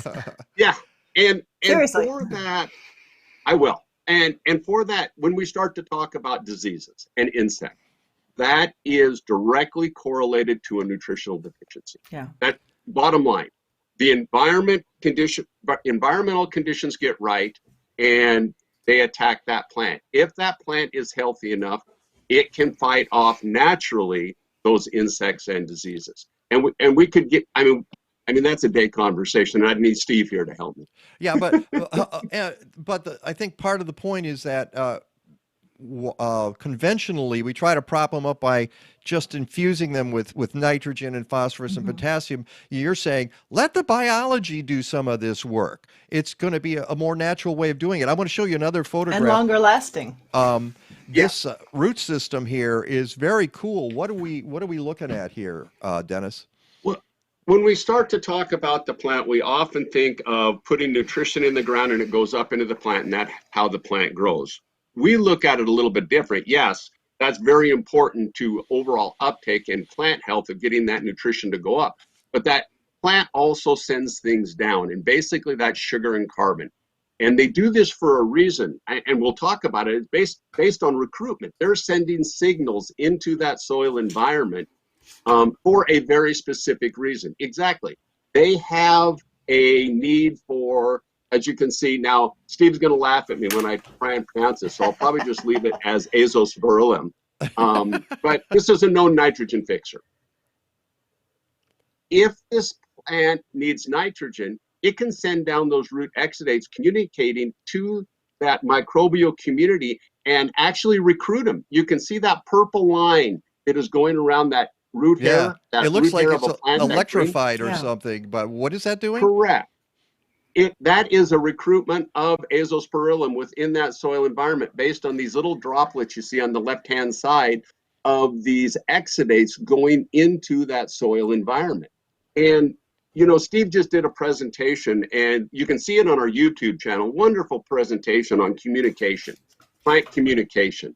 And it talks about all the different ways in the environment that we communicate, plants communicate, and biology communicates. It's just wonderful presentation. I think I sent you the link to our YouTube channel, and you can see those and talk about it. Is that the Tainio YouTube channel? Correct. Okay, so and you can see how Tainio is spelled Tainio Biologicals, and you can check out their YouTube channel there. I would be remiss before we go if if I didn't mention rhizophagy. That's a word I had never heard in my life before. I'm going to ask you to give me like 2 minutes on it, and then I want you to talk very briefly about a product that we've been showing here, advertising on the show, Spectrum, and what people might do with it. But here's the rhizophagy cycle. What the heck is rhizophagy, Dennis? Well, when we start to talk about rhizo, which is root, and so this is a cycle. So often with the biological community, we always talk about soil digestion or dead microbial biomass, and the understanding of really is how does that nutrition get into that plant? And we just talked about recruitment, right? And so the plant sends these exudates, root exudates, into that soil environment to recruit biological communities. And if you can see here down here on number A, at the end of that root structure, we kind of think of the end of that root as being solid. Well, it's really not. It's like a screen. It's like a sieve that things can go in and out of. And what happens is that biology will actually go into what we talked about, into the plant. And the upper right here, you can see be the arrow, little dot. That's a microbial body with inside that root. And what happens is the plant then hits it with reactive oxygen, makes that microbial body basically swell up and become leaky. And then what happens is that plant squeezes all that nutrition, that 10-2-2 that we talked about earlier, place all those trace minerals, it squeezes all of that out. And now that is available for the plant to utilize. And the amazing part about this is it doesn't stop there. Yeah, some of these guys are totally digested and die, but other ones, if you go back down and you look at C, it goes back out through the root hair. It spits them back out into the soil environment. And now that that beneficial bacteria within that soil environment is like a bear coming out of hibernation. And he's hungry. And he goes back into that soil environment, collecting all of that food that he wants to rebuild his own body, rebuild his own structure. And then it goes, that cycle all happens again. And this is just amazing research, is how important that microbial community is to the overall food availability for that plant. And I give the example of, if you went into a grocery store and you had milk and eggs and butter and cheese or whatever on your shopping list, and you got there in that one day that the milk and the eggs and the butter are in a locked case. You can see them, but you can't get to them. Yeah. And so you buy something else. And the same is with our soil. If we think about it, all of this nutrition is in our soil, but it's locked up behind a case. And the only key to that case is biology. Stupid. Oh, no. Wait, that's our line. I had to throw that out there. All right, I love it.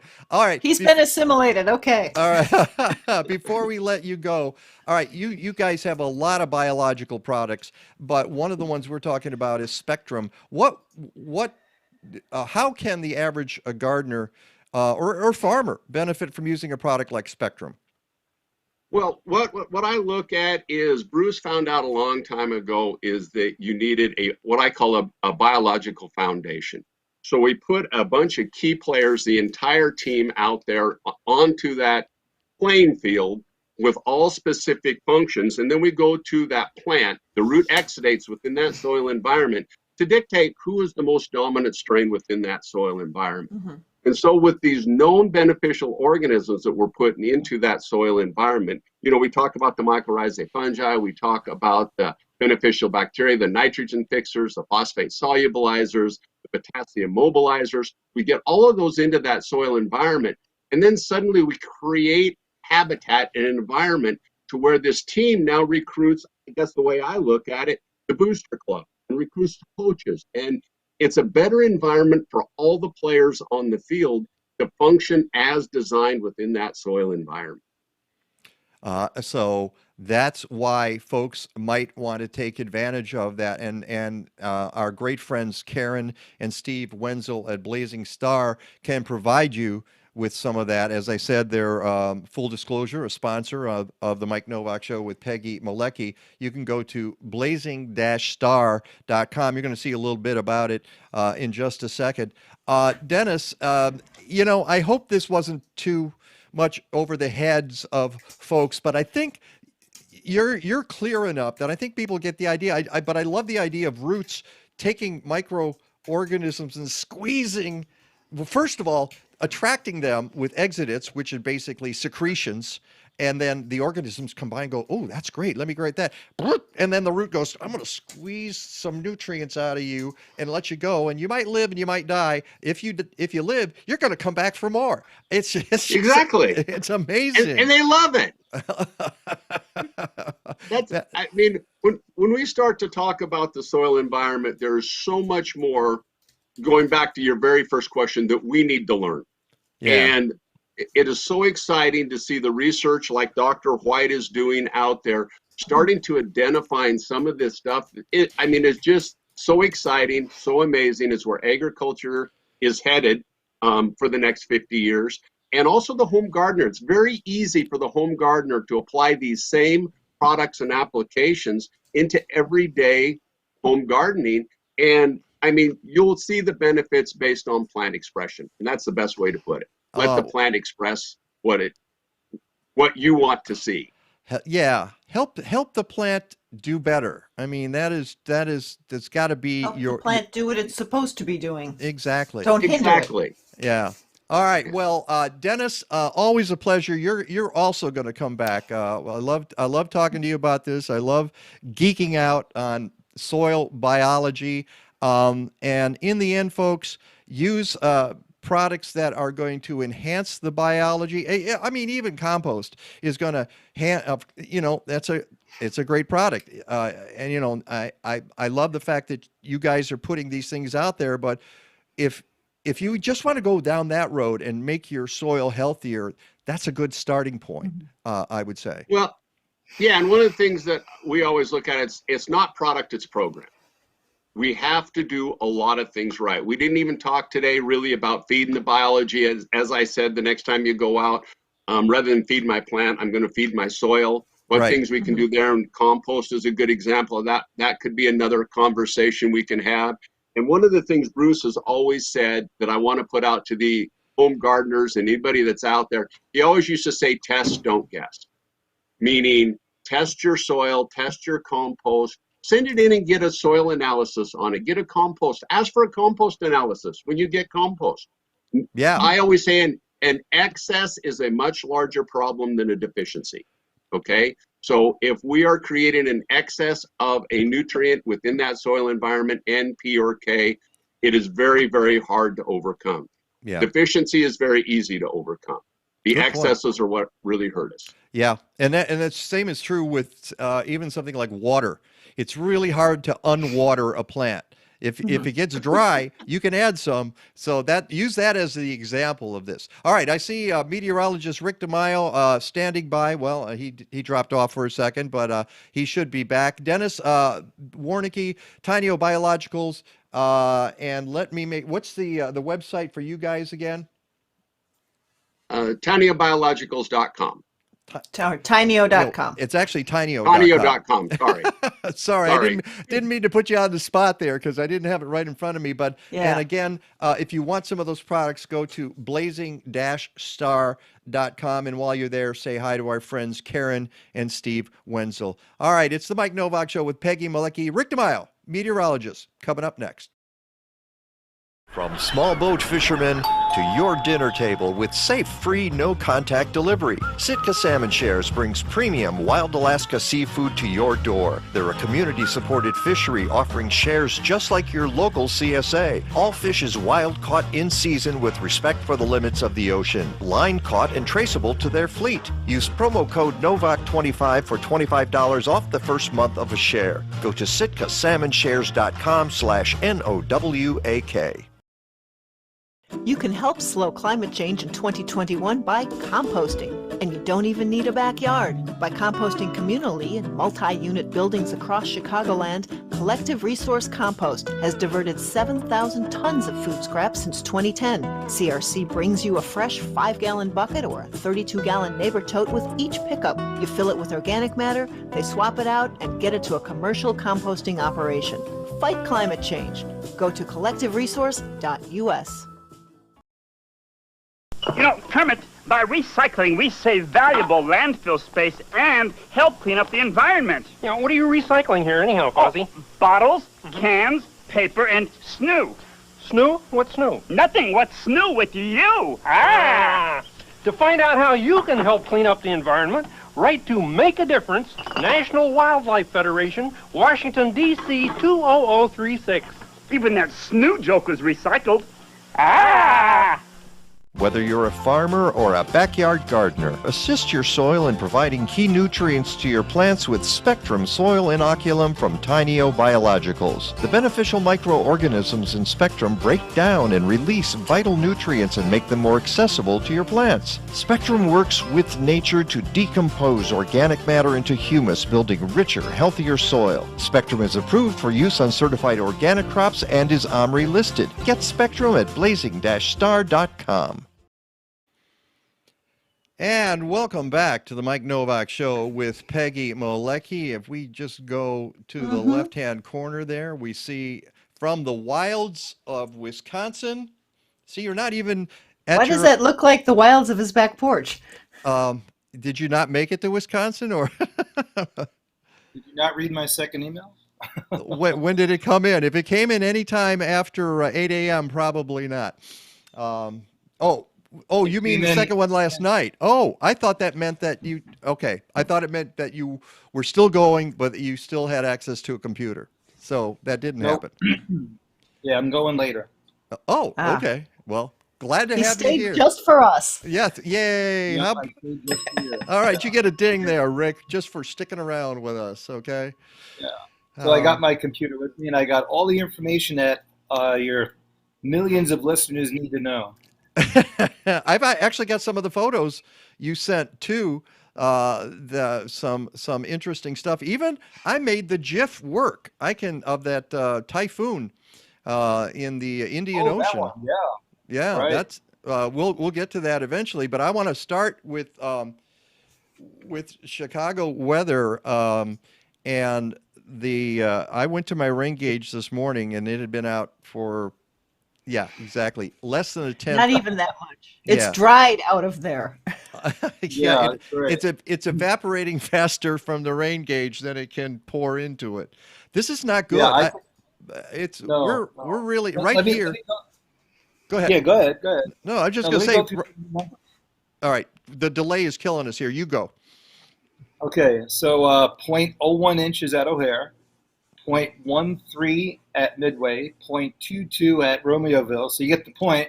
For every 10 miles you went further south, you got an extra tenth of an inch. Nothing up here. Yeah, you got some rain, but it probably didn't hit the rain gauge peg. It came down kind of sideways.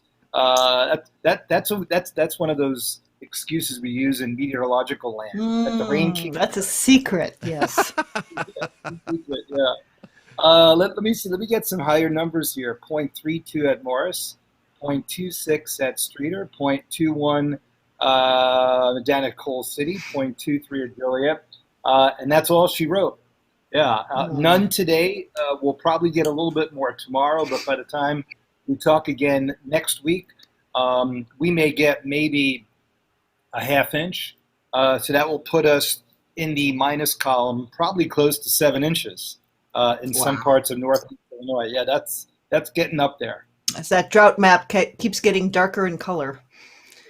Yeah, and more importantly, Peg, also expands further west, north, and also northeast. But the areas to the south of us is where they didn't need the rain, and they got it. And the only real 3 days, the only real rain we'll get is most likely going to be Wednesday, Thursday, and Tuesday, Wednesday, and maybe Thursday. And after that, Friday, Saturday, Sunday, Monday, Tuesday, even into next week, looks very dry. Almost what they call a blocking pattern, a Rex block, which means you have this big high over southern Canada and a big low over the southern plains, and it literally sits there for about a week. And I predicted this 2 weeks ago. As soon as people start, basically going down and doing that first cut of their lawn, they'll start to see, more of a drier grass, almost like brown, beginning to come up. And I don't know what you suggest, Mike or Peg, but just because you want your lawn to look green, it's probably a good idea to. I would expect leave it alone at this point, right? Yeah. I would absolutely, and if you're gonna cut it, I have not mowed mine at all this season. Nope. Now it's a jungle out there, but it's green. It is absolutely green. And the other thing it does when it's taller, it holds in more moisture. What moisture you do get does not evaporate as quickly. It basically provides a little bit of shade on top of the exactly. of the soil there. Tall grass is its own mulch, which is to say it conserves water. And it's also its own herbicide, because when you have that tall grass and that much shade, weed seeds cannot germinate as easily. So there's a number of reasons why you want to have your lawn mowed higher. And if you have to mow it right now, and folks, Rick's right, you're going to be out there watering it. If you scalp that lawn now, you're going to in a couple of days you're going to go, wow, that looks brown. And I think there's folks out there. Yeah, and I think folks are kind of faked out that it's been cool. It was cool yesterday, and it drizzled all day. Not all day, but a lot of the day. And folks go, oh, it rained. And that's all they think. It rained. But I am happy to say that I noticed that Channel 9, Mike, and I don't know his last name, the guy. Kaepernick. What? Mike Kaepernick? The one with the deep voice is that, yeah. The Weekend guy. The Weekend guy. That's Mike Jensen. Mike Jensen. Mike Jensen. Yeah. Different Mike. Yeah. Jensen. Yeah. See, I didn't know. But at least he, in a report yesterday, put up the drought map for the area. Mm-hmm. Yeah, I saw that. He was hammering that. He was saying, folks, we're not getting the rain. Whereas I went to another station and no mention. They said, oh, the rain will be out by tomorrow. You won't have to worry about it. Rain bad, sun good. So it's good that some people are starting to pay attention to this, because we need some change. Is there any chance it will? They're saying chance of rain all week, but is anything going to amount from that? Again, as I mentioned, Tuesday, Wednesday, and then Thursday, and then once we get to like Friday, Saturday, and Sunday of next week, basically we go right back into a dry pattern. So the pattern is such where now we're beginning to develop warmth over the northern third of the United States from about the Dakotas westward. So that's going to push the jet stream way north. And what that does is it splits the jet. You get a jet north and a jet south. And where they come together, you actually get sinking motion. And that sinking motion is literally going to occur just to the west of us. And that shuts off the Gulf. One of the interesting things about being in this dry pattern, you notice it hasn't been humid at all. You probably haven't had to use your air conditioning or your heater. I mean, granted, we had some cool weather, for a couple of days there, but it's not anything where you have to use your heat. So if you look at your next energy bill, I would not be surprised if it's one of the lowest we've had around here in quite some time. Yeah. So there are some benefits. The good news is the crop survey that came out last Monday showed that Illinois crops are running way ahead of normal from a standpoint of how much they got in the ground. I think Patrick Scatch gave you that information last week. But we're running around 5 to 10% ahead of not only what we were last year, but the long-term average. And that's because the farmers have had some really, really great weather. They called it field work days to get their crops in. And I think I would not be surprised, and I usually send you this stuff when it comes out on Monday. Last week we were at 74%. Corn, beans were about 62%, but that's typical. Beans are always going to be planted a little bit later because they can. But I would not be surprised if Illinois crops, particularly corn, is probably close to 90%. So the farmers are actually in really, really good shape. And even though we had some warmer temperatures, even the crops that did emerge, it's probably not going to do, they're probably not, were not damaged by some of the recent cool weather, even the frost that we had. Frost usually doesn't hurt plants when they're emerging. But it was interesting just to go out for a walk the last couple of days. It seems like the tulips have pretty much reached an end. The daffodils are basically gone. Yep. And now the trees are in that second phase. And I've noticed it the last 2 or 3 days. And then probably because I'm wearing a mask as much, I've already noticed that my allergies are kind of picking up a little bit and will probably do more so. And you just look at your car. You leave your car outside for one day, right, Peg? You see that pollen just basically covering the car. So anybody with allergies, I'm sure this week and next week, in addition to the fact that we haven't had rain, things are beginning to go through that second surge of warmer weather, or at least second surge of growth, and particularly the overnight lows. You'll notice this more so this week compared to last week. We had overnight lows in the low 30s for literally 3 or 4 days. Our overnight lows will most likely be about 20 degrees warmer coming up this Tuesday night, Wednesday night, Thursday night, and into Friday than they were last week. And that's really when trees and anything that likes overnight warm weather, including Lake Michigan, really begin to flourish. I want to pop up just one of these maps that, let's get these out of here, that you sent. I was able to get, come on, there we go. This is the accumulated precipitation from April 16th to May 15th. But that kind of gives you, it's not an official drought map. It's just showing you what that precipitation was for the last month. But it's right in that path that we've been talking about, isn't it? Yeah, and I think more importantly, if you look at the area where there's rain across central Illinois, it's kind of skinny.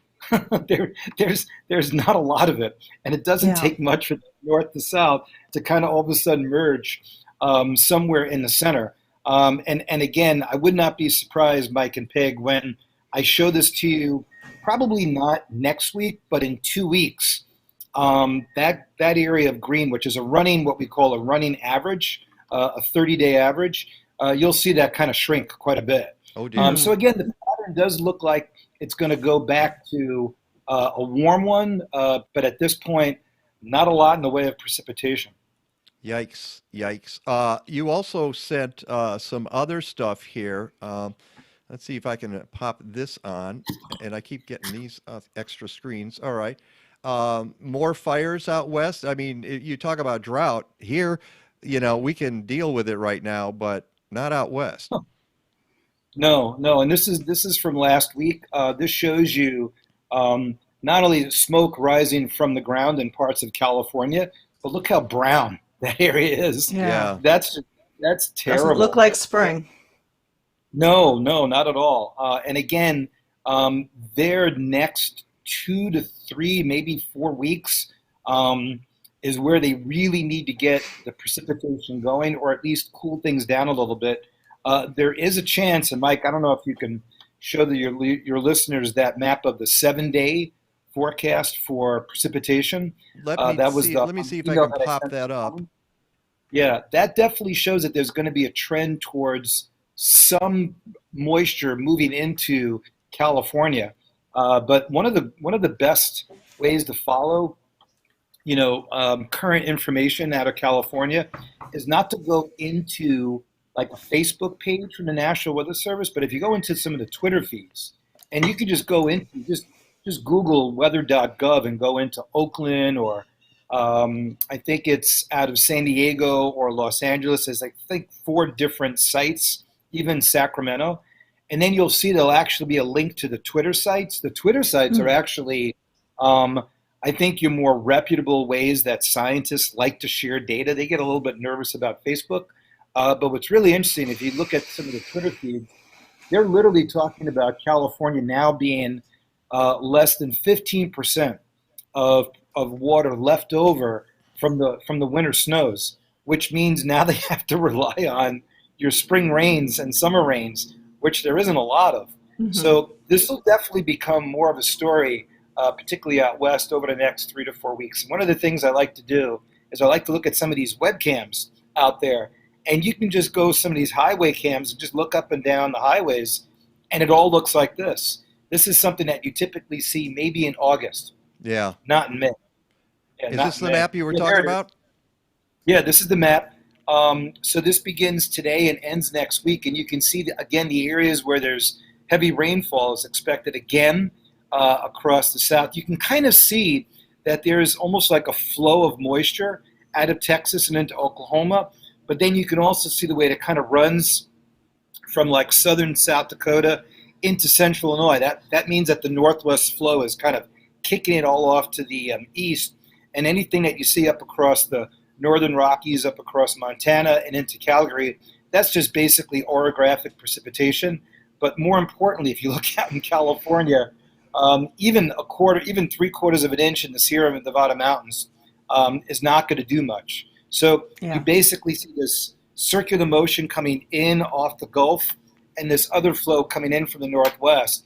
And when you get these patterns set up like that, they usually last for about 7 to about 10 days. So the pattern in the next 2 weeks, I think, is going to be very emblematic of what's going to occur for most likely the next 2 to 3 months. And we're ready to begin to see the possibility of first tropical depression, if not a tropical storm, developing in the Gulf of Mexico. And that's because the overall long-term pattern suggests that we're kind of jump-starting the tropical storm season.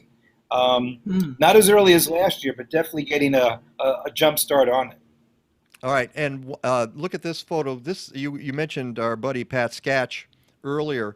He says, here's a photo of the Des Plaines River in Riverside. Yeah. That was on Friday. As of 2 p.m., the USGS river gauge only a few blocks away shows a water level of 2.02 feet.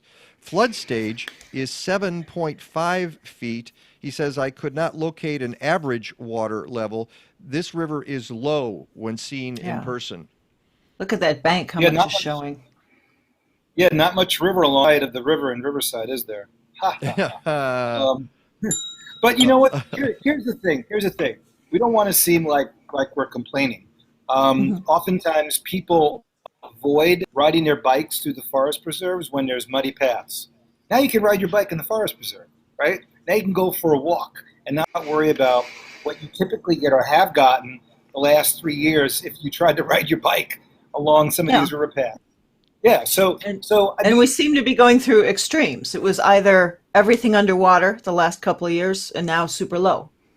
Yeah, and the thing about this particular river, the Des Plaines River, when it floods, man, does it flood. Yep. I mean, it literally takes out, hundreds of feet on either side, and then literally you can't use the forest preserve for, almost a month to a month and a half. So as much as we seem to be complaining about this, take advantage of it to the point where the weather is going to get nice the next couple of days, the temperature is going to warm up, there's going to be some really nice overnight lows. Hopefully we'll be able to utilize that in our favor, and we'll just kind of pray a little bit and keep our fingers crossed that the pattern does change somewhat. However, like I mentioned, last week we were going to be talking about being 7 inches below normal, and I would not be surprised by next week we're talking 8 inches below normal. And every week means that you need like another 2 weeks to get back to normal, and that's getting kind of tough to do this time of the year, especially with the pattern. Quickly, let's move to this map here that you mentioned. This is the Indian subcontinent continent and the activity there. What are we looking at, Rick? All right, so this is a couple of days ago. This is on the 13th of May. That's now a tropical cyclone, expected to become a Category 3 tropical cyclone, which is going to move up into the area of extreme western India and into Pakistan. That's unusual for this time of the year. Granted, you can get tropical cyclones, but usually they don't occur on the, quote, west side. There's the animated GIF there. Nice job, Mike. I'm surprised I was able to make it work. So there we go. Let me animate that again. Yeah, and what's interesting about this, this is one of two. There's going to be a second one that's going to move up the eastern side of India and most likely go into Bangladesh and maybe Myanmar by the end of the week. But the ocean in that area is already almost 31, if not 32 degrees centigrade, which is close to about 88 to 89 degrees Fahrenheit. Wow. Now, yeah, people may look at that and go, oh my God, that's crazy. I can't believe that that's happening. But you know what? That's kind of normal for this time of the year for that part of the ocean to be warm. And what's interesting is that area of the world, because India kind of, extends so far south, that area actually has two different tropical cyclone seasons. The first one begins in late April and goes up to about early June. And then, believe it or not, the second one is in late October that goes all the way into December. And the reason why there's very little in the way of tropical cyclone activity in that area of the world when you would normally expect it is because India goes so far south, literally down to about 20 degrees latitude. The monsoon creates so much inflow that because you have the strong easterly wind, it literally cuts out the ability or inhibits the ability for any tropical cyclones to develop. So literally the Indian monsoon actually inhibits the development of any tropical cyclone. So they'll get theirs early and then again late.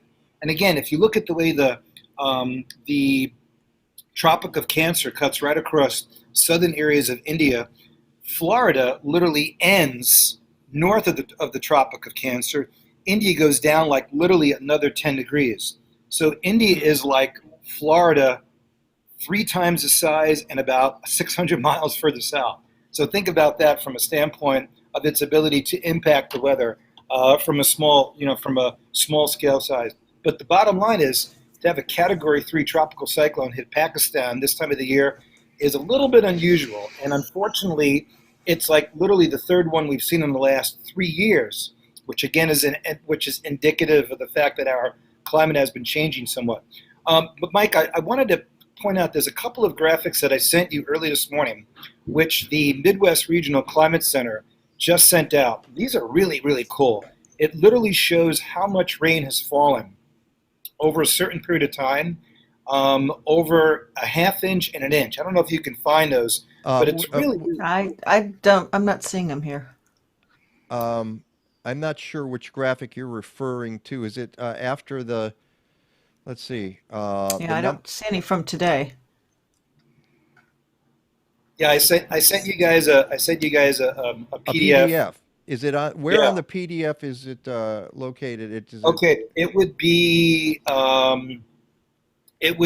page 5, and then page 6.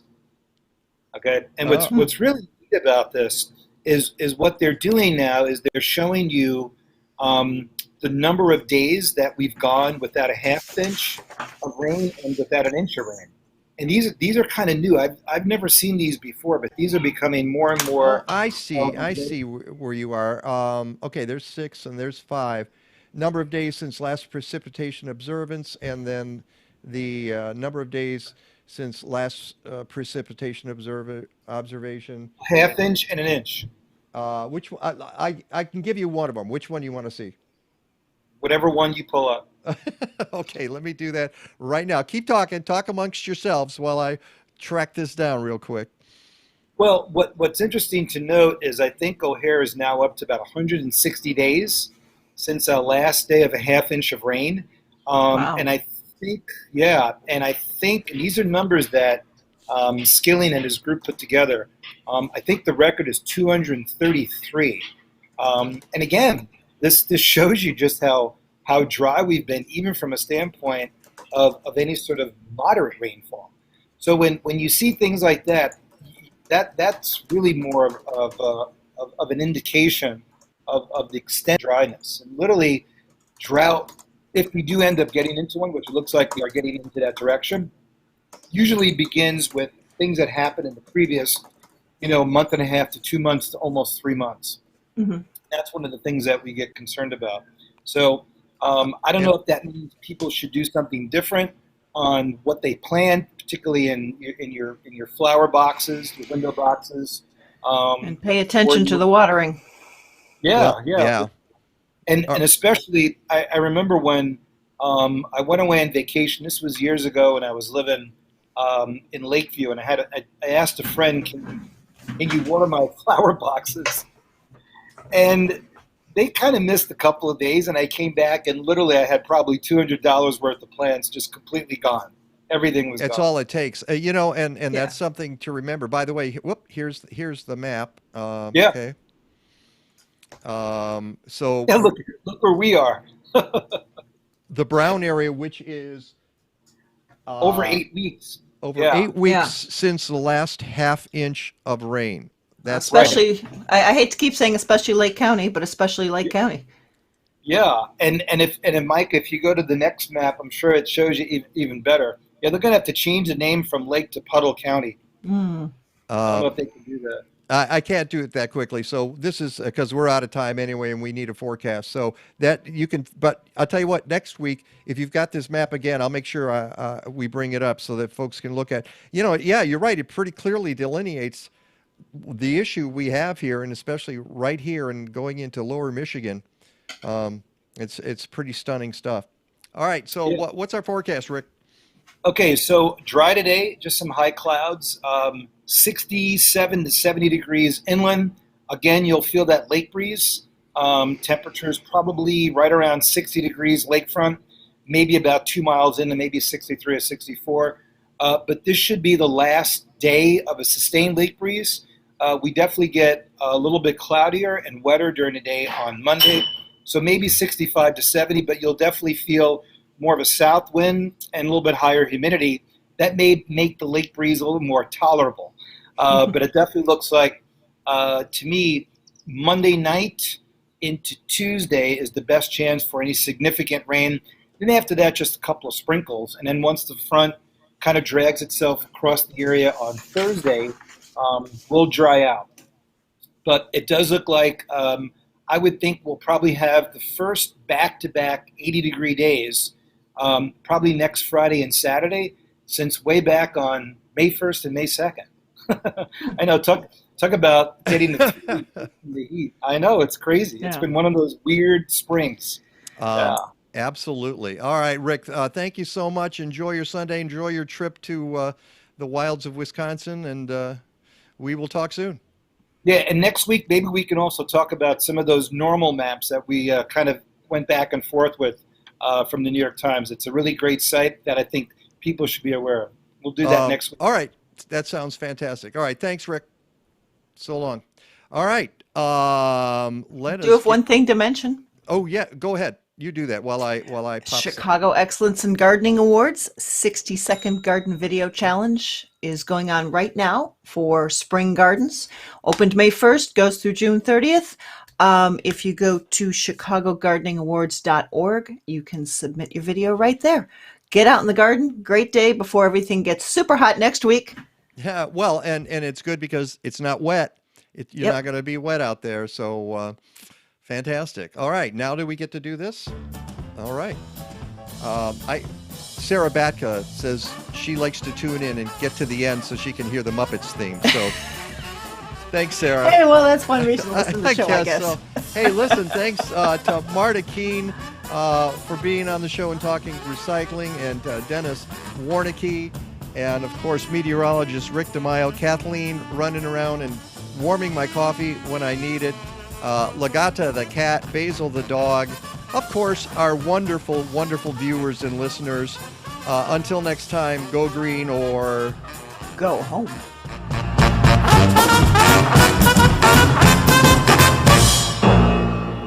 Stadler? Yeah, what? Is that it?